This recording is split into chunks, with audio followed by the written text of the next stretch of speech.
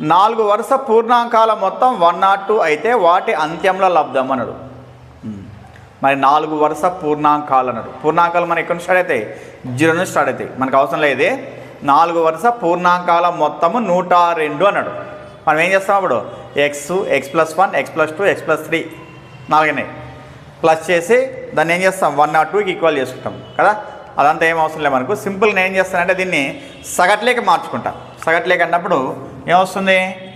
4 వరుస పూర్ణాంకాల మొత్తము బై 4 పూర్ణాంకాలు అంటే 4 1 జా 4 2 జా 8 4 5 జా 20 మళ్ళీ 2 ఉంటుంది కాబట్టి 25.5 వస్తుంది అనమాట. అంటే సగటు ఎంత వచ్చింది?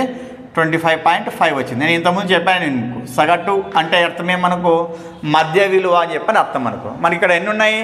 4 పూర్ణాంకాలు ఉన్నాయి. వాటిలో మధ్యలో ఇది ఉంది అంటే పైన 2 పూర్ణాంకాలు ఉంటాయి, కింద 2 పూర్ణాంకాలు ఉంటాయి. మరి ఏవేవి ఉంటాయంటే పైన మనకు 25 ఉంటుంది, 24 ఉంటుంది, కింద వచ్చేసి ఏముంటాయి? 26 27 ఉంటుంది. ఓకే, వాడు ఏమన్నాడంటే అంత్యంలో లబ్ధం అన్నాడు. అంత్యం లబ్ధం అంటే ఏమి? 24 × 27 అనమాట. అంటే 27 × 24 చేస్తే ఎంత వస్తుంది?